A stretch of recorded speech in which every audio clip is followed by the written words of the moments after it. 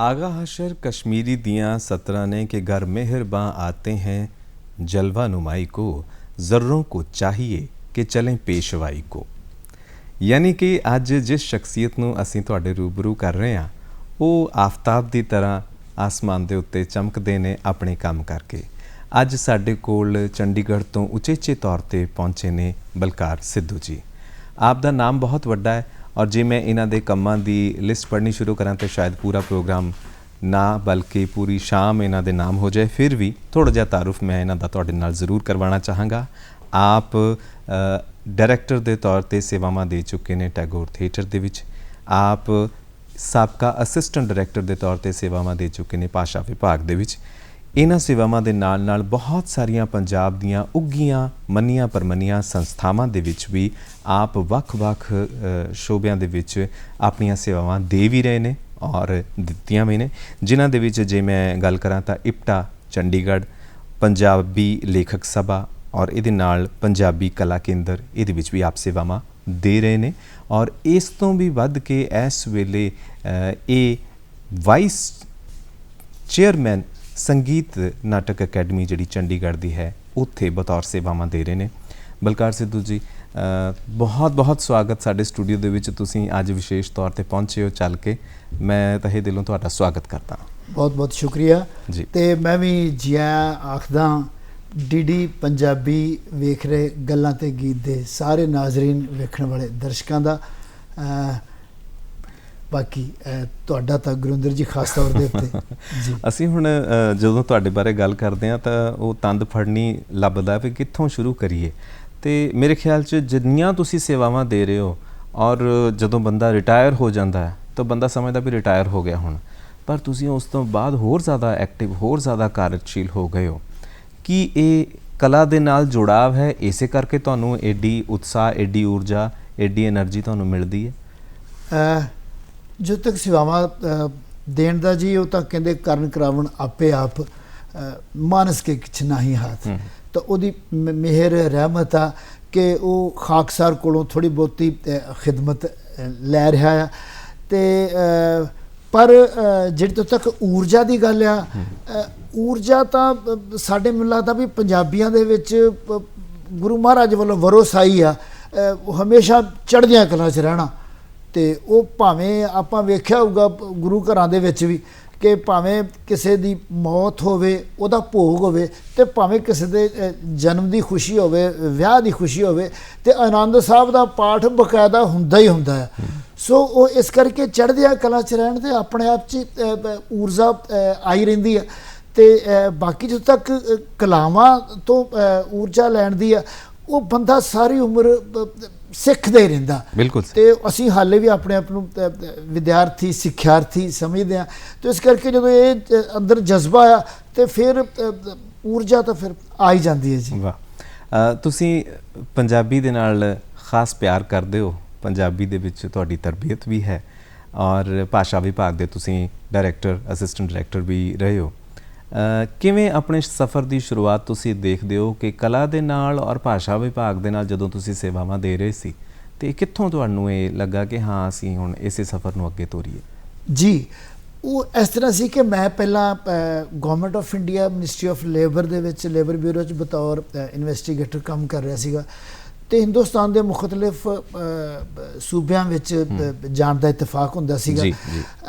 कला नाल तां मैनूं लगदा पंजाबियां दे मन दे विच नाटक चेटक दी है ना हुंदी आ। न्याणे वेख लो भी वड्डियां नूं कई वारी टीचर करनगे वेख के एक दूजे नूं तो वो साडे सुभाष सी। इहदी तृप्ति लई इहदी पूर्ति लई मैनूं लगदा भी जिहड़े मेरे अंदर एक साहित्यक या कला फनकारी लई एक भुख सीगी ते मैनूं लगदा उहदे लई जिहड़ा मुनासिब महकमा आ वो भाषा विभाग है, क्योंकि वो अदीबां दी साहित्यकारां दी खिदमत भी करदा है और नाल ही इहदे नाल जुड़ियां बाकी साडा सभ्याचार वो सारियां गल्लां उहदे विच ने। तो मैनूं फिर मैं उत्थों कोशिश कीती भी मैं भाषा विभाग दे विच अपनी सेवा देवां। ते उसों तो ही फिर ये जिहड़ियां कलावां ने पहला पंजाब दे आपां कर लईए लोक धारा दे विचों ਭੰਗੜੇ ਦੀ ਗੱਲ, ਤੇ ਮੇਰੀ ਸ਼ੁਰੂਆਤ ਰੰਗਮੰਚ ਦੀ ਆ ਉਹ ਭੰਗੜੇ ਤੋਂ ਹੀ। ਤੇ ਮੇਰੇ ਉਸਤਾਦ ਸਰਦਾਰ ਮਹਿੰਦਰ ਸਿੰਘ ਅੱਜ ਕੱਲ੍ਹ ਹਿਊਸਟਨ ਅਮਰੀਕਾ ਨੇ, ਤੇ ਉਹਨਾਂ ਕੋਲੋਂ ਮੈਂ ਕੁਛ ਭੰਗੜੇ ਦੇ ਜਿਹੜੇ ਬੇਸਿਕਸ ਨੇ, ਮੁੱਢਲੇ ਸਟੈਪ ਐਕਸ਼ਨਸ ਵਗੈਰਾ ਸਿੱਖੇ। ਫਿਰ ਹੋਰ ਪੰਜਾਬੀ ਲੋਕ ਨਾਚ ਸਿੱਖੇ, ਤੇ ਫਿਰ ਨਾਚ ਨੂੰ ਬਰੀਕੀ 'ਚ ਸਮਝਣ ਵਾਸਤੇ ਫਿਰ ਮੈਂ ਕੱਥਕ ਦੀ ਜਿਹੜੀ ਆ ਤਰਬੀਅਤ ਟ੍ਰੇਨਿੰਗ ਲਈ ਉਹ ਮੇਰੇ ਪੰਡਿਤ ਕਨ੍ਹਈਆ ਲਾਲ ਸ਼ਰਮਾ ਜੀ। ਤੇ ਇਹ ਬੜਾ ਰੋਚਕ ਹੈ। ਮੈਂ ਆਪਣੇ ਦਰਸ਼ਕਾਂ ਨੂੰ ਜ਼ਰੂਰ ਇੱਥੇ ਦੱਸਣਾ ਚਾਹਾਂਗਾ ਕਿ ਪੰਜਾਬ ਸਰਕਾਰ ਦੇ ਵੱਲੋਂ ਫੋਕ ਆਰਟਿਸਟ ਦਾ ਅਵਾਰਡ ਜਿਹੜਾ ਉਹ ਵੀ ਇਹਨਾਂ ਨੂੰ ਜਾਂਦਾ ਹੈ, ਔਰ ਇਹਦੇ ਨਾਲ ਨਾਲ ਲਾਈਫ ਟਾਈਮ ਅਚੀਵਮੈਂਟ ਅਵਾਰਡ ਵੀ ਇਹਨਾਂ ਦੇ ਝੋਲੀ ਦੇ ਵਿੱਚ ਜਾਂਦਾ ਹੈ। ਔਰ ਜਿਹੜੀ ਤੁਸੀਂ ਹੁਣ ਅਗਲੀ ਗੱਲ ਕਰ ਰਹੇ ਸੀਗੇ ਵੀ ਭੰਗੜੇ ਦੇ ਨਾਲ ਕੱਥਕ, ਇਹ ਬੜੀ ਕਮਾਲ ਦੀ ਗੱਲ ਹੈ। ਔਰ ਇਹ ਵੀ ਦੇਖਣ ਵਾਲੀ ਗੱਲ ਹੈ ਵੀ ਇੱਕ ਸਰਦਾਰ ਪੱਗ ਬੰਨ੍ਹ ਕੇ ਤੇ ਉਹ ਕੱਥਕ ਕਰ ਰਿਹਾ, ਤੇ ਇਹ ਕਿੱਦਾਂ ਸੰਭਵ ਹੋ ਪਾਇਆ? ਔਰ ਤੁਸੀਂ ਕੀ ਅੱਜ ਵੀ ਉਨੇ ਹੀ ਜੋਸ਼ ਦੇ ਨਾਲ ਕੱਥਕ ਦੇ ਲਈ ਆਪਣੇ ਰੱਖਦੇ ਹੋ? ਹਾਂ ਦੇਖੋ ਜੀ, ਕੱਥਕ ਦਰਅਸਲ ਸਾਡੇ ਉੱਤਰੀ ਭਾਰਤ ਦਾ ਹੀ ਸ਼ਾਸਤਰੀ ਨਾਚ ਹੈਗਾ। ਬਿਲਕੁਲ। ਤੇ ਕੱਥਕ ਤੱਕ ਹੀ ਨਹੀਂ, ਮੈਂ ਤੁਹਾਨੂੰ ਦੱਸਿਆ ਸੀ ਜਦੋਂ ਨਾਚਾਂ ਨਾਲ ਜੁੜਿਆ ਤਾਂ ਮੈਨੂੰ ਲੱਗਿਆ ਵੀ ਮੈਂ ਦੀ ਜਿਹੜੀ ਬਰੀਕੀ ਆ ਜੀ ਜੀ ਇਹਦੀ ਜੜ ਆ ਉਹਨੂੰ ਫੜਾਂ। ਅੱਛਾ। ਤੇ ਫਿਰ ਭਰਤ ਮੁਨੀ ਦਾ ਨਾਟ ਸ਼ਾਸਤਰ ਵੀ ਪੜ੍ਹਨ ਦਾ ਇਤਫਾਕ ਹੋਇਆ, ਤੇ ਇਹਦਾ ਨੰਦਕੇਸ਼ਵਰ ਹੋਰਾਂ ਦਾ ਅਭਿਨੈ ਦਰਪਣਮ ਜਦੋਂ ਪੜ੍ਹਿਆ, ਤੇ ਉਹਦੇ ਨਾਲ ਫਿਰ ਮੈਨੂੰ ਹੋਰ ਬਰੀਕੀ ਜਾਣਨ ਦੀ ਮਨ 'ਚ ਜਿਗਿਆਸਾ ਆਪਣੇ ਵਾਸਤੇ ਹੀ। ਤੇ ਉਹ ਫਿਰ ਮੈਂ ਭਰਤਨਾਟਿਅਮ ਤੋਂ ਮੇਰੇ ਗੁਰੂ ਜੀ ਨੇ ਅੰਜਲਾ ਮਹਾਰਿਸ਼ੀ ਜੀ, ਤਾਂ ਉਹਨਾਂ ਕੋਲੋਂ ਫਿਰ ਮੈਂ ਭਰਤਨਾਟਿਅਮ, ਉਹ ਸਾਡਾ ਸਾਊਥ ਇੰਡੀਆ ਦਾ ਕਲਾਸੀਕਲ ਡਾਂਸ, ਤੇ ਉਹ ਸਿੱਖਿਆ। ਤਾਂ ਕਿ ਮੈਨੂੰ ਸੀਗੀ ਇਹਦੀ ਅਸੀਮ ਸਮੁੰਦਰ ਆ, ਕਿੰਨੇ ਨਾਚ ਨੇ ਪੰਜਾਬ ਦੇ, ਕਿੰਨੇ ਤਾਂ ਲੋਕ ਨਾਚ ਨੇ ਅਲੱਗ-ਅਲੱਗ ਸੂਬਿਆਂ ਦੇ। ਮੈਂ ਤਾਂ ਕਹਿੰਦਾ ਸਾਰੇ ਸੰਸਾਰ 'ਚ ਜੇ ਅਮੀਰੀ ਵੇਖਣੀ ਆ ਸੱਭਿਆਚਾਰ ਦੀ ਤਾਂ ਸਾਡੇ ਹਿੰਦੁਸਤਾਨ 'ਚ, ਸਾਡੇ ਭਾਰਤ ਵਿੱਚ ਜਿੰਨੇ ਸੂਬੇ, ਹਰੇਕ ਦੇ 3-3 4 ਲੋਕ ਨਾਚ, ਫਿਰ ਆ ਕਲਾਸੀਕਲ ਜਿੰਨੇ ਵੀ ਨੇ, ਤੇ ਉਹਦੇ 'ਚ ਭਾਵੇਂ ਉੜੀਸੀ ਹੋਵੇ, ਭਾਵੇਂ ਕੁਚੀਪੁੜੀ ਹੋਵੇ, ਤੇ ਭਾਵੇਂ ਕਥਕਲੀ ਹੋਵੇ, ਤੇ ਇੱਦਾਂ ਹੀ ਮੋਹਨੀ ਆਟਮ, ਤੇ ਬਾਕੀ ਦੋ ਜਿਹੜੇ ਮੈਂ ਤੁਹਾਨੂੰ ਆਪਾਂ ਪਹਿਲਾਂ ਜਿਹਨਾਂ ਦੀ ਥੋੜ੍ਹੀ ਬਹੁਤੀ ਮੈਂ ਜਿਹੜੀ ਗਿਆਨ ਆ ਉਹ ਲੈ ਸਕਿਆ। ਤੇ ਇਸ ਕਰਕੇ ਇਹਨਾਂ ਨੂੰ ਮਤਲਬ ਹੋਰ ਜ਼ਿਆਦਾ ਸਿੱਖਣ ਦੀ ਜਿਹੜੀ ਮਨ ਦੇ ਵਿੱਚ ਉਤਸੁਕਤਾ ਸੀ, ਜਿਗਿਆਸਾ ਸੀ, ਤਾਂ ਉਹਨੇ ਮਜਬੂਰ ਕੀਤਾ ਇਹ ਸਾਰਾ ਕੁਝ। ਮੇਰੀ ਪੁੱਛਣ ਦਾ ਸਬਬ ਇਸ ਕਰਕੇ ਸੀਗਾ ਵੀ ਤੁਸੀਂ ਉਹ ਵਾਹਿਦ ਸ਼ਖਸ ਹੋ ਸ਼ਾਇਦ ਕਿ ਜਿਹਨੂੰ ਅਸੀਂ ਕਹੀਏ ਕਿ ਉਹਨੇ ਅਚਾਰ ਦੇ ਨਾਲ ਆਈਸਕ੍ਰੀਮ ਵੀ ਖਾਧੀ ਹੈ ਤੇ ਨਾਲ ਸ਼ਾਇਦ ਚਾਹ ਵੀ ਪੀਤੀ ਹੈ। ਯਾਨੀ ਤੁਸੀਂ ਕੱਥਕ ਵੀ ਕੀਤਾ, ਭਾਰਤੀ ਸ਼ਾਸਤਰੀ ਨਾਚ ਜਿਹੜਾ ਉਹਦੀ ਵੀ ਬਾਕਾਇਦਾ ਟ੍ਰੇਨਿੰਗ ਇਹਨਾਂ ਨੇ ਹਾਸਿਲ ਕੀਤੀ ਔਰ ਸ਼ੋਅ ਵੀ ਕੀਤੇ ਨੇ। ਉਹਦੇ ਨਾਲ ਹੀ ਤੁਸੀਂ ਭੰਗੜੇ ਦੇ ਵੀ ਕੋਚ ਹੋ। ਲਗਾਤਾਰ ਇਹ ਕਰੋਨਾ ਕਾਲ ਦੇ ਦੌਰਾਨ ਇਹ ਆਨਲਾਈਨ ਵਰਕਸ਼ਾਪਾਂ ਲਗਾ ਕੇ ਵੀ ਬਹੁਤ ਸਾਰੇ ਬੱਚਿਆਂ ਨੂੰ, ਬਹੁਤ ਸਾਰੇ ਸਿਖਾਂਦਰਾਂ ਨੂੰ ਪੰਜਾਬ ਦਾ ਸਾਡਾ ਜਿਹੜਾ ਭੰਗੜਾ ਹੈ, ਜਿਹਦੇ ਕਰਕੇ ਅਵਾਰਡਡ ਵੀ ਨੇ, ਉਹ ਸਿਖਾਉਂਦੇ ਰਹੇ ਨੇ। ਔਰ ਇਸ ਦੇ ਨਾਲ ਨਾਲ ਇਹ ਰੰਗਮੰਚ ਦੇ ਵਿੱਚ, ਵੈਬ ਸੀਰੀਜ਼ ਦੇ ਵਿੱਚ, ਫਿਲਮਾਂ ਦੇ ਵਿੱਚ ਵੀ ਤੁਸੀਂ ਰਹੇ ਹੋ। ਸੋ ਇਹ ਅਚਾਰ, ਆਈਸਕ੍ਰੀਮ ਤੇ ਚਾਹ ਦਾ ਕੰਬੀਨੇਸ਼ਨ ਜਿਹੜਾ ਹੈ, ਇਹ ਕਿੱਦਾਂ ਤੁਹਾਡਾ ਇਹ ਬਣਦਾ ਹੈ? ਮੈਂ ਤੁਹਾਨੂੰ ਪਹਿਲਾਂ ਦੱਸਿਆ ਸੀ ਸੰਭਾਲਦੇ ਕਿੱਦਾਂ ਇਹਨਾਂ ਸਭ? ਹਾਂ, ਇਹ ਉੱਪਰ ਵਾਲੇ ਦੀ ਕਿਰਪਾ ਆ ਕਿ ਮੈਂ ਜਦੋਂ ਭਾਸ਼ਾ ਵਿਭਾਗ ਤੋਂ ਸੇਵਾ ਨਿਵਰਤ ਹੋਇਆ, ਰਿਟਾਇਰ ਹੋਇਆ, ਤਾਂ ਫਿਰ ਮੇਰੇ ਕੋਲ ਸਮਾਂ ਸੀ ਖੁੱਲ੍ਹਾ। ਤੇ ਫਿਰ ਮੈਂ ਕਿਹਾ ਵੀ ਸਮਾਜ ਕੋਲੋਂ, ਸੁਸਾਇਟੀ ਕੋਲੋਂ ਬੜਾ ਕੁਛ ਲੈ ਲਿਆ, ਤੇ ਕੁਛ ਸਾਡਾ ਵੀ ਫਰਜ਼ ਬਣਦਾ ਵੀ ਅਸੀਂ ਵੀ ਕੁਛ ਕੰਟਰੀਬਿਊਟ ਕਰੀਏ, ਕੁਛ ਤੇ ਵੰਡੀਏ ਕਰੀਏ। ਤੇ ਜੋ ਕੁਛ ਸਿੱਖਿਆ ਕਰਿਆ ਸੀ ਫਿਰ ਉਹਦੀ ਜਿਹੜੀ ਆ ਅੱਗੇ ਸਿਖਲਾਈ, ਤਾਂ ਕਿ ਸਿਲਸਿਲਾ ਅੱਗੇ ਚੱਲਦਾ ਰਹੇ। ਤੇ ਬਾਕੀ ਇਹ ਆਈਸਕ੍ਰੀਮ ਤੇ ਇਹਦੇ ਨਾਲ ਜਿਹੜੀ ਤੁਸੀਂ ਗੱਲ ਕਰ ਰਹੇ ਹੋ ਨਾ, ਉਹ ਕੋਈ ਐਡਾ ਵੱਖਰੀ ਨਹੀਂਗਾ। ਅਸੀਂ ਸਾਰੇ ਹੀ, ਸੱਚੀ ਗੱਲ ਆ, ਜੇ ਹੁਣ ਕਿਉਂਕਿ ਵਿਸ਼ਾ ਆਪਣਾ ਹੋ ਰਿਹਾ, ਅਦਰਵਾਈਜ਼ ਜੇ ਮੈਂ ਨਾਚ ਦੀ ਗੱਲ ਕਰਾਂ ਤੇ ਆਪਾਂ ਸਾਰੇ ਨਿਰਤਕ ਆ। ਤੇ ਉਹ ਕਿਉਂਕਿ ਇਹ ਤਸਵੀਰਾਂ ਜਿਹੜੀਆਂ ਅਸੀਂ ਇਸ ਵੇਲੇ ਸਕਰੀਨ ਤੇ ਦੇਖ ਰਹੇ ਹਾਂ, ਤੁਸੀਂ ਇਹ ਮੰਚ ਦੇ ਉੱਤੇ, ਕਿੱਥੇ ਦੀਆਂ ਇਹ ਤਸਵੀਰਾਂ? ਇਹ ਨਾਟਕ ਆ ਜੀ ਇੱਕ 8ਵੇਂ ਪਾਤਸ਼ਾਹ ਦਾ, ਗੁਰੂ ਹਰਕ੍ਰਿਸ਼ਨ ਜੀ ਦਾ। ਤੇ ਇਹ ਸਾਡੀ ਸੰਸਥਾ ਵਾ AGM ਮੋਹਾਲੀ ਤੋਂ, ਤੇ ਉਹਨਾਂ ਦੀ ਪ੍ਰੋਡਕਸ਼ਨ ਸੀ, ਤੇ ਉਹਦੇ ਵਿੱਚ ਇੱਕ ਕਿਰਦਾਰ ਸੀਗਾ, ਤੇ ਇਹ ਦਾ ਨਿਭਾਇਆ। ਕਿਉਂਕਿ ਹੁਣ ਭਾਵੇਂ ਥੀਏਟਰ ਹੋਵੇ, ਤੁਸੀਂ ਪੁਲਿਸ ਵੀ ਨੌਕਰੀ ਕੀਤੀ ਹੈ, ਇਹ ਵੀ ਕੋਈ ਕਿਰਦਾਰ ਹੈ? ਨਹੀਂ, ਇਹ ਦਰਅਸਲ ਇਹ ਵੀ ਕਿਰਦਾਰ ਆ। ਫਿਲਮ ਸੀਗੀ ਤੂਫਾਨ ਸਿੰਘ, ਸਾਡੇ ਹਿੰਦੁਸਤਾਨ 'ਚ ਸ਼ਾਇਦ ਪਾਬੰਦੀ ਲੱਗ ਗਈ ਸੀ, ਲੇਕਿਨ ਬਾਕੀ ਮੁਲਕਾਂ ਵਿੱਚ ਬਹੁਤ ਚੱਲੀ। ਤਾਂ ਉਹਦੇ 'ਚ ਇੱਕ ਇਹ ਕਿਰਦਾਰ ਸੀਗਾ IG ਪੁਲਿਸ ਪੰਜਾਬ ਦਾ, ਤਾਂ ਇਹ ਉਹਦੀ ਤਸਵੀਰ ਸੀਗੀ। ਤੇ ਮੈਂ ਆਪਣਾ ਨਾਚ ਦੀ ਗੱਲ ਕਰ ਰਹੇ ਸੀ ਕਿ ਦੇਖੋ ਤੁਸੀਂ ਐਦਾਂ ਹੱਥ ਕੀਤਾ ਜਾਂ ਆਹ ਕੀਤਾ ਤੇ ਇਹ ਸਾਡੇ ਸੂਚੀ ਹਸਤਿਆ, ਇਹ ਪਤਾਕਾ ਆ, ਇਹ ਤੇਰੀ ਅਸੀਂ ਸਵੇਰ ਤੋਂ ਲੈ ਕੇ ਸ਼ਾਮ ਤੱਕ, ਜੰਮਣ ਤੋਂ ਲੈ ਕੇ ਮਰਨ ਤੱਕ ਨਾਚ ਹੀ ਕਰਦੇ ਆ। ਦੇਖੋ ਸਾਡੀ ਪਲਸ ਬਕਾਇਦਾ ਰਿਦਮ 'ਚ ਚੱਲਦੀ ਹੈ, ਨਬਜ਼ ਜਿਹੜੀ ਖੁਦਾ ਨਾ ਖਾਸਤਾ ਜੇ ਅੱਗੇ ਪਿੱਛੇ ਹੋ ਜਾਏ ਤਾਂ ਅਸੀਂ ਤਿਰਕ ਜਾਂਦੇ ਆ ਬਿਲਕੁਲ। ਤੇ ਇਸੇ ਤਰ੍ਹਾਂ ਹੀ ਜੇ ਆਪਾਂ ਤੁਰੇ ਜਾਈਏ ਸਿੱਧੇ ਸਿੱਧੇ, ਜੇ ਕਿਤੇ ਠੇਡਾ ਠੋਡਾ ਲੱਗ ਜਾਏ ਤਾਂ ਸਾਡੀ ਚਾਲ ਵਿਗੜ ਜਾਂਦੀ ਹੈ। ਅਸੀਂ ਬੱਸ 'ਚ ਸਫ਼ਰ ਕਰਦੇ ਕਈ ਵਾਰੀ ਰਸ਼ ਹੁੰਦਾ ਤੇ ਡੰਡਾ ਫੜ ਕੇ ਉਹ ਇੱਕ ਹੱਥ ਐ ਕਰਕੇ ਚੁੱਕ, ਇਹ ਸਾਰੀਆਂ ਨ੍ਰਿਤ ਦੀਆਂ ਨਾਚ ਦੀਆਂ ਮੁਦਰਾਵਾਂ ਨੇ। ਨਾਚ ਤਾਂ ਸਾਡੀ ਜ਼ਿੰਦਗੀ ਦਾ ਹਿੱਸਾ। ਦੇਖੋ ਕੁਦਰਤ ਤੋਂ ਅਸੀਂ ਇਹੋ ਕੁਝ ਤਾਂ ਲਿਆ ਹੈ, ਨੱਚਣ ਕੁਦਰਤ ਮਨ ਕਾ ਚਾਉ ਗੁਰਬਾਣੀ ਕਹਿੰਦੀ ਹੈ। ਜਿਵੇਂ ਹੁਣ ਹਵਾ ਚੱਲਦੀ ਆ ਤੇ ਉਹ ਟਾਹਣੀਆਂ ਹਿੱਲਦੀਆਂ ਤੇ ਅਸੀਂ ਉਹਨਾਂ ਕੋਲੋਂ ਆਹ ਦੇਖੋ ਮੁਦਰਾਵਾਂ ਟਾਹਣੀਆਂ ਵਾਲੀ ਹਵਾ ਵਾਲਾ, ਤੇ ਜੇ ਉੱਤੋਂ ਝਰਨੇ 'ਚੋਂ ਪਾਣੀ ਵਗਦਾ ਤੇ ਅਸੀਂ ਐ ਵਗਦਾ ਵਾ ਤੇ ਅਸੀਂ ਨਾਲ ਹੱਥ ਜੋੜਤਾ ਤੇ ਆਹ ਪਾਣੀ ਬਣ ਗਿਆ। ਨਦੀਆਂ 'ਚ ਐ ਚੱਲਦਾ ਤੇ ਨਾਚ ਸਾਰੇ ਪਾਸੇ। ਅਸੀਂ ਪੰਛੀਆਂ ਤੋਂ ਹਾਥੀ ਚੱਲਦਾ ਮਸਤ ਚਾਲ ਹੈ ਨਾ, ਤੇ ਉਹ ਬਕਾਇਦਾ ਝੂਮ ਝਾਮ ਕੇ। ਤੇ ਤੁਸੀਂ ਵੇਖੋ ਜਿਹੜੀ ਨਜ਼ਾਕਤ ਵਾਲੀ ਮੁਟਿਆਰ ਉਹ ਜਦੋਂ ਚੱਲੂਗੀ ਆਪਣੇ ਜਵਾਨੀ ਤੇ ਹੁਸਨ ਦੇ ਨਸ਼ੇ ਦੇ ਲੋਰ ਵਿੱਚ, ਤਾਂ ਉਹ ਬਕਾਇਦਾ ਉੱਤੇ ਚੱਲੂਗੀ। ਇੱਕ ਤਸਵੀਰ ਮੈਨੂੰ ਨਜ਼ਰ ਆ ਰਹੀ ਹੈ ਸਾਡੇ ਕੋਲ, ਸਾਡੇ ਆਰਕਾਈਵ ਦੇ ਵਿੱਚ ਹੈਗੀ ਹੈ, ਜਿਹੜੀ ਸ਼ਾਇਦ ਅਮਰੀਕਾ ਦੀ ਹੈ ਜਾਂ ਕਿੱਥੇ ਦੀ ਹੈ, ਤੁਸੀਂ ਮਾੜਾ ਜਿਹਾ ਸਾਨੂੰ ਜ਼ਰੂਰ ਦੱਸੋ ਵੀ ਇਹ। ਹਾਂ, ਉਹ ਕੈਨੇਡਾ ਦੇ ਵਿੱਚ ਲਾਠਾ ਭਾਜੀ ਉਹਨਾਂ ਦੀ ਪ੍ਰੋਡਕਸ਼ਨ ਸੀ, ਹਰਬਖਸ਼ ਲਾਠਾ ਉਹਨਾਂ ਦੀ ਬੋਲੇ ਸੋ ਨਿਹਾਲ ਸ਼ੇਰੇ ਪੰਜਾਬ, 2 ਪ੍ਰੋਡਕਸ਼ਨਾਂ ਸੀ ਬਾਹਰ ਖੇਡੀਆਂ, ਅਮਰੀਕਾ ਕੈਨੇਡਾ। ਤੇ ਵੈਸੇ ਤਾਂ ਬੈਂਕਾਕ ਤੇ ਇੱਧਰ ਇੰਗਲੈਂਡ ਵੀ ਉਹਦੇ ਸ਼ੋਅ ਹੈ, ਲੇਕਿਨ ਮੈਨੂੰ ਇਤਫਾਕ ਹੋਇਆ ਸੀ ਅਮਰੀਕਾ ਕੈਨੇਡਾ ਦੇ ਅਲੱਗ-ਅਲੱਗ ਸ਼ਹਿਰਾਂ 'ਚ ਖੇਡਣ ਦਾ, ਤੇ ਉਹਨਾਂ 'ਚੋਂ ਸ਼ਾਇਦ ਕਿਸੇ ਦੀ ਹੋਵੇ। ਤੇ ਉੱਦਾਂ ਜਿਹੜੇ ਮਿਨਿਸਟਰੀ ਆਫ ਕਲਚਰ ਵੱਲੋਂ, ਗਵਰਨਮੈਂਟ ਆਫ ਇੰਡੀਆ ਵੱਲੋਂ ਸਾਨੂੰ ਇੱਕ ਇਤਫਾਕ ਬਣਿਆ। ਜਾਪਾਨ 2014 ਦੇ ਵਿੱਚ ਉਹ ਆਪਣੇ ਪੰਜਾਬ ਦੇ ਲੋਕ ਨਾਚ ਦੀ ਤਰਜਮਾਨੀ ਕਰਨ ਦਾ, ਤੇ ਉੱਥੇ ਐਕਚੁਅਲੀ 65ਵਾਂ ਸਾਲਾਨਾ ਬਰਫ਼ ਦਾ ਮੇਲਾ ਸੀ, ਯਾਨੀ 65th ਸਪਾਰੋ ਸਨੋ ਫੈਸਟੀਵਲ। ਤਾਂ ਉਹਦੇ 'ਚ ਬੜੀ ਵਧੀਆ ਗੱਲ ਇਹ ਹੋਈ ਕਿ ਉਹ ਆਇਆ ਤਾਂ ਸੀਗਾ ਸਾਊਥ ਜ਼ੋਨ ਕਲਚਰ ਸੈਂਟਰ ਵਾਲਿਆਂ ਨੂੰ ਪ੍ਰੋਗਰਾਮ। ਉਹ ਸਾਊਥ ਵਾਲੇ ਕਹਿੰਦੇ ਵੀ ਇੰਨੀ ਠੰਡ ਹੋਣੀ ਉੱਥੇ, ਕਿਉਂਕਿ ਬਰਫ਼ ਦੇ ਵਿੱਚ ਹੀ ਹੋਣਾ ਸੀ, ਉਹ -18 ਡਿਗਰੀ ਟੈਂਪਰੇਚਰ ਦੇ ਵਿੱਚ ਉੱਥੇ ਪਰਫਾਰਮੈਂਸ ਕਰਨਾ ਸੀ। ਉਹ ਕਹਿੰਦੇ ਸੀ ਅਸੀਂ ਜਿਹੜੇ ਚੇਨਈ ਵਾਲੇ ਆ ਵੀ ਸਾਤੋਂ ਤਾਂ ਇੰਨੀ ਬਰਦਾਸ਼ਤ ਨਹੀਂ ਹੋਣੀ ਠੰਡ, ਤੁਸੀਂ ਉੱਤਰ ਵਾਲੇ ਨੇ ਕਿਸੇ ਨੂੰ ਪੁੱਛ ਲਓ।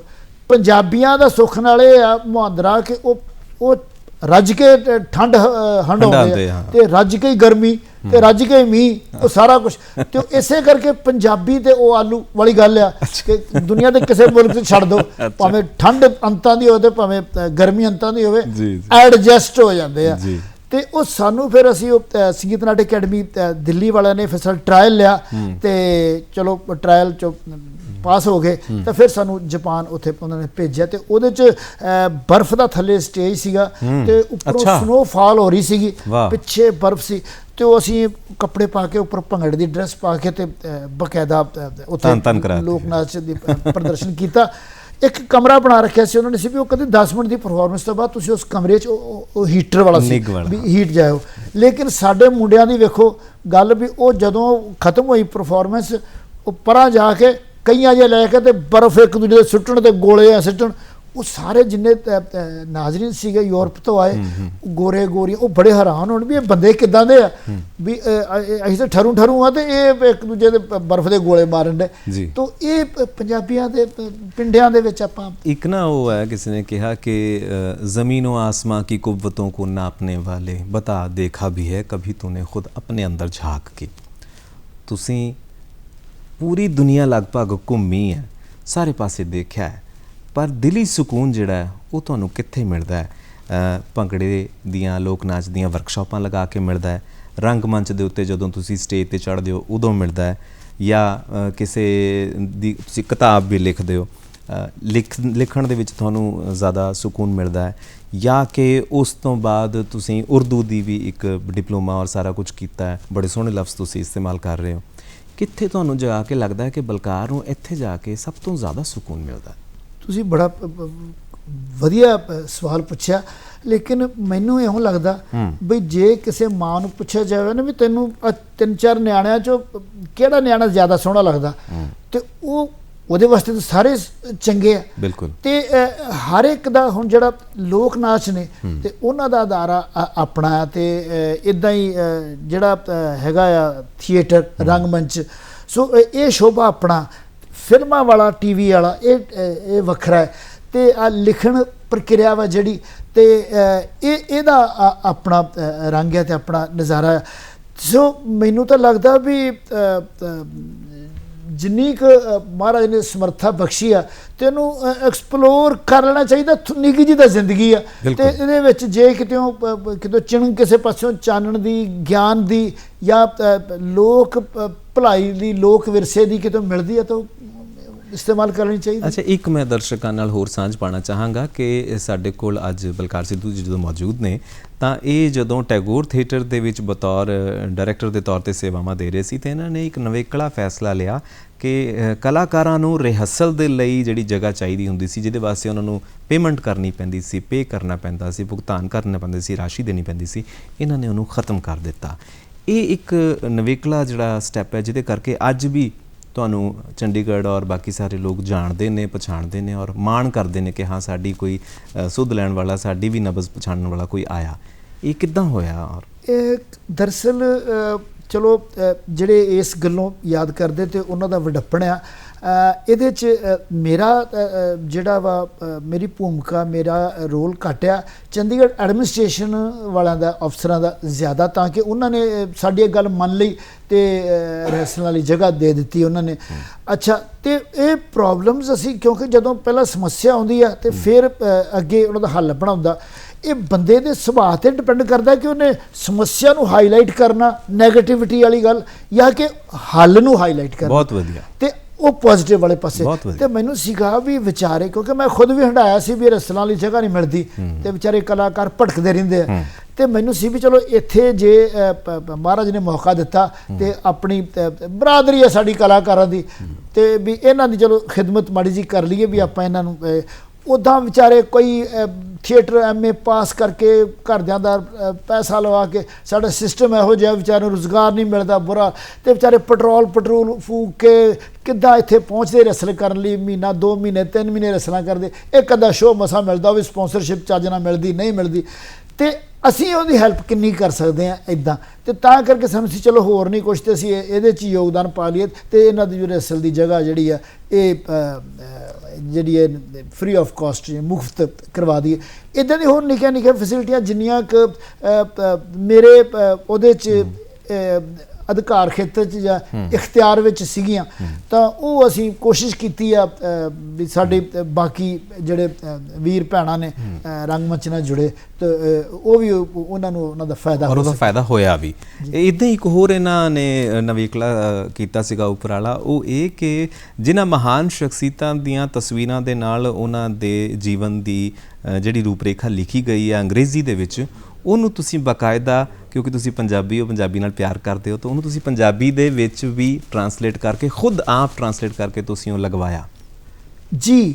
ਉਹ ਮੈਨੂੰ ਦਰਅਸਲ ਇੰਨਾ ਪਿਆਰ ਪੰਜਾਬੀ ਨਾਲ ਤਾਂ ਮੈਂ ਪੈਸ਼ਨ, ਮੇਰਾ ਜਨੂਨ ਆ ਜੀ ਪੰਜਾਬੀਅਤ, ਤਾਂ ਹੀ ਡੀਡੀ ਪੰਜਾਬੀ ਬੁਲਾਉਂਦਾ ਨਾ। ਫਿਰ ਉਹ ਮੈਂ ਡੀਡੀ ਪੰਜਾਬੀ ਦਾ ਤਾਂ ਮੈਂ ਬਹੁਤ ਆਭਾਰੀ ਹਾਂ ਕਿ ਇਹਨਾਂ ਨੇ ਸਾਨੂੰ ਸੱਦਿਆ, ਕਿਉਂਕਿ ਅਸੀਂ ਦੇਖੋ ਖਾਂਦੇ ਪੀਂਦੇ ਅੰਨ ਪਾਣੀ ਪੰਜਾਬ ਦਾ ਹੈ ਤੇ ਪੰਜਾਬੀ ਮਾਂ ਧਰਤੀ ਸਾਨੂੰ ਪਾਲਦੀ ਪੋਸਦੀ ਤੇ ਸਾਡੀ ਤਰਬੀਅਤ ਕਰਦੀ ਹੈ ਤੇ ਇਹਦੇ ਪ੍ਰਤੀ ਸਾਡਾ ਥੋੜਾ ਬਹੁਤਾ ਤਾਂ ਫਰਜ਼ ਬਣਦਾ ਨਾ ਕਿ ਜਿੱਥੇ ਕਿਤੇ ਸਾਨੂੰ ਮੌਕਾ ਮਿਲੇ ਤੇ ਅਸੀਂ ਇਹਦੀ ਕੋਈ ਖਿਦਮਤ ਮਾੜੀ ਮੋਟੀ ਕਰ ਸਕੀਏ।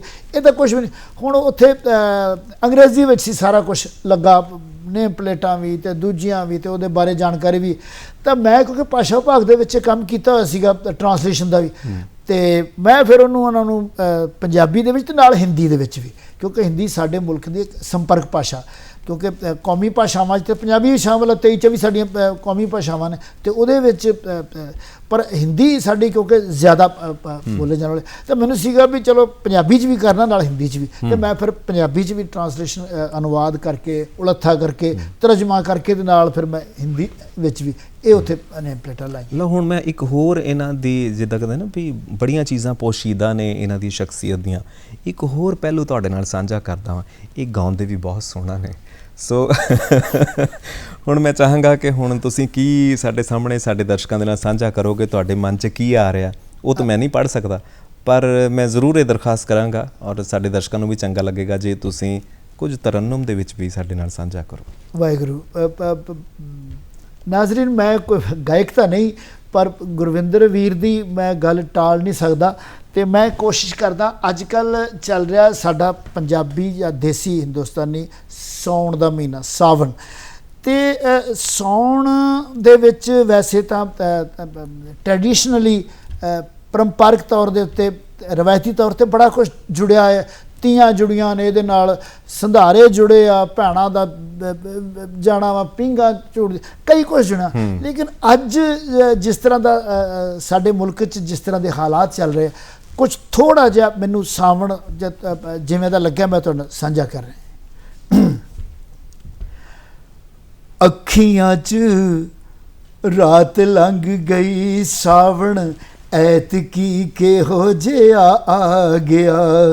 ਅੱਖੀਆਂ 'ਚ ਰਾਤ ਲੰਘ ਗਈ ਸਾਵਣ, ਐਤਕੀ ਕਿਹੋ ਜਿਹਾ ਆ ਗਿਆ।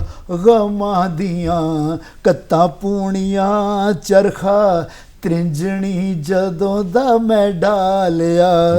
ਗਮਾਂ ਦੀਆਂ ਕੱਤਾਂ ਪੂਣੀਆਂ ਚਰਖਾ, ਤ੍ਰਿੰਜਣੀ ਜਦੋਂ ਦਾ ਮੈਂ ਡਾਲਿਆ। ਵੀਰੇ ਨੂੰ ਬੰਨਣ ਰੱਖੜੀ ਪੇਕੇ, ਮੈਂ ਤਾਂ ਚਾਈ ਚਾਈ ਆਈ ਸੀ। ਵੀਰੇ ਨੂੰ ਬੰਨਣ ਰੱਖੜੀ ਪੇਕੇ, ਮੈਂ ਤਾਂ ਚਾਈ ਚਾਈ ਆਈ ਸੀ। ਡਿਓੜੀ ਤੋਂ ਬਾਰ-ਬਾਰ ਕਿਸੇ ਚੰਦਰੀਏ ਖਬਰ ਸੁਣਾਈ ਸੀ। ਡਿਓੜੀ ਤੋਂ ਬਾਰ-ਬਾਰ ਕਿਸੇ ਚੰਦਰੀਏ ਖਬਰ ਸੁਣਾਈ ਸੀ। ਮੀਰ ਮੇਰਾ ਨੀ ਵੀਰ ਮੇਰਾ ਸ਼ੀ ਵਰਗਾ ਹੈ, ਪੈੜ ਚਿੱਟੇ ਨੇ ਖਾ ਲਿਆ। ਗਮਾਂ ਦੀਆਂ ਕੱਤਾਂ ਪੂਣੀਆਂ ਚਰਖਾ, ਤ੍ਰਿੰਜਣੀ ਜਦੋਂ ਦਾ ਮੈਂ ਡਾਲਿਆ। ਬਹੁਤ ਖੂਬ। ਇਹ ਇੱਕ ਕਲਾਕਾਰ ਹੀ ਕਰ ਸਕਦਾ ਹੈ ਕਿ ਜੋ ਆਪਣੇ ਆਲੇ ਦੁਆਲੇ ਵੇਖਦਾ ਹੈ ਉਹਨੂੰ ਸਮਾਜਿਕ ਮੁਹਾਂਦਰੇ ਦੇ ਨਾਲ ਜੋੜ ਕੇ ਲੋਕਾਂ ਦੇ ਸਾਹਮਣੇ ਉਹਨਾਂ ਨੂੰ ਜਗਾਉਣ ਦਾ ਕੰਮ ਕਰ ਸਕਦਾ ਹੈ। ਬਹੁਤ ਖੂਬ, ਬਹੁਤ ਬਹੁਤ ਵਧੀਆ। ਸਾਡਾ ਮਨੋਰਥ ਜਿਹੜਾ ਉਹ ਪੂਰਾ ਹੁੰਦਾ ਜਦੋਂ ਅਸੀਂ ਤੁਹਾਡੇ ਵਰਗੇ ਕਲਾਕਾਰਾਂ ਨੂੰ ਬੁਲਾਉਂਦੇ ਹਾਂ ਜਿਹੜੇ ਲੋਕ ਮੰਚ ਦੇ ਉੱਤੇ ਲੋਕਾਂ ਦੇ ਹਿੱਤ ਦੀ ਗੱਲ ਕਰਦੇ ਨੇ। ਕੋਈ ਇਹੋ ਜਿਹਾ ਸਵਾਲ ਜਾਂ ਕੋਈ ਇਹੋ ਜਿਹੀ ਗੱਲ ਜਿਹੜੀ ਤੁਹਾਡੇ ਮਨ 'ਚ ਹੋਵੇ ਕਿ ਸ਼ਾਇਦ ਮੈਂ ਜਾ ਕੇ ਦੂਰਦਰਸ਼ਨ ਜ਼ਰੂਰ ਕਰਨੀ ਹੈ ਔਰ ਮੈਂ ਹੁਣ ਤੱਕ ਪੁੱਛ ਨਾ ਸਕਿਆ ਹੋਵਾਂ? ਮੇਰਾ ਖਿਆਲ ਤਾਂ ਇਹੋ ਹੀ ਆ ਕਿ ਮੈਂ ਤਾਂ ਇਹੋ ਹੀ ਕਹਿਣਾ ਚਾਹਾਂਗਾ ਕਿ ਭਾਵੇਂ ਸ਼ੋਭਾ ਕੋਈ ਵੀ ਆ, ਖੇਤਰ ਕੋਈ ਵੀ ਆ, ਸਾਨੂੰ ਕੋਸ਼ਿਸ਼ ਕਰਨੀ ਚਾਹੀਦੀ ਹੈ ਕਿ ਉਹਦੇ ਬਾਰੇ ਡਿਟੇਲ ਵਿੱਚ ਵਸੀਹ ਪੈਮਾਨੇ 'ਤੇ ਗਿਆਨ ਅਰਜਿਤ ਕੀਤਾ ਜਾਵੇ ਔਰ ਫਿਰ ਮਿਹਨਤ ਕੀਤੀ ਜਾਵੇ ਲਗਨ ਦੇ ਨਾਲ, ਡੈਡੀਕੇਸ਼ਨ ਦੇ ਨਾਲ, ਕਿਉਂਕਿ ਸ਼ਾਰਟਕਟ ਜ਼ਿੰਦਗੀ ਦੇ ਵਿੱਚ ਕਿਤੇ ਸਾਨੂੰ ਲੈ ਕੇ ਨਹੀਂ ਜਾਂਦਾ। ਠੀਕ ਆ, ਪਗਡੰਡੀਆਂ ਦੇ ਰਾਹ ਹੁੰਦੇ ਆਪਣੇ, ਲੇਕਿਨ ਜੇ ਜ਼ਿੰਦਗੀ 'ਚ ਆਪਾਂ ਮੰਜ਼ਿਲ ਉੱਚੀ ਰੱਖੀ ਆ ਤੇ ਫਿਰ ਸਾਨੂੰ ਜਿਹੜਾ ਹੌਸਲਾ ਤੇ ਜੁਰਤ, ਜੇਰਾ, ਸਬਰ ਵੀ ਵੱਡਾ ਹੀ ਰੱਖਣਾ ਪੈਣਾ ਤੇ ਮਿਹਨਤ ਤੋਂ ਭੱਜਣਾ ਨਹੀਂ ਤੇ ਜ਼ਿੰਦਗੀ 'ਚ ਸ਼ਾਰਟਕਟ ਨਹੀਂ ਆਪਣਾ। ਚਲੋ ਇਹ ਗੱਲ ਹੋਈ। ਹੁਣ ਕੋਈ ਇਹੋ ਜਿਹੀ ਖਲਿਸ਼ ਮਨ ਦੇ ਵਿੱਚ ਜਾਂ ਕੋਈ ਇਹੋ ਜਿਹੀ ਤਾਂਘ ਮਨ ਦੇ ਵਿੱਚ ਬਾਕੀ ਹੋਵੇ ਕਿ ਯਾਰ ਆਹ ਕੰਮ ਰਹਿੰਦਾ, ਹੁਣ ਮੈਂ ਆਹ ਕਰਨਾ? ਤੁਸੀਂ ਤੇ ਬੜਾ ਵੱਡਾ ਸਵਾਲ ਕਰ ਰਿਹਾ। ਤਾਂਘਾਂ ਤਾਂ ਬੰਦੇ ਦੀਆਂ ਮੁੱਕਦੀਆਂ ਨਹੀਂ, ਸੱਚੀ ਗੱਲ ਹੈ। ਤੇ ਪਰ ਇਹ ਵੀ ਜੇ ਤਾਂਘਾਂ ਨਾ ਹੋਣ ਤਾਂ ਕੋਈ ਜ਼ਿੰਦਗੀ ਦਾ ਮਕਸਦ ਜਨਾ ਲੱਗਦਾ ਨਹੀਂ ਵੀ ਕਾਹਦੇ ਵਾਸਤੇ ਜੀਏ।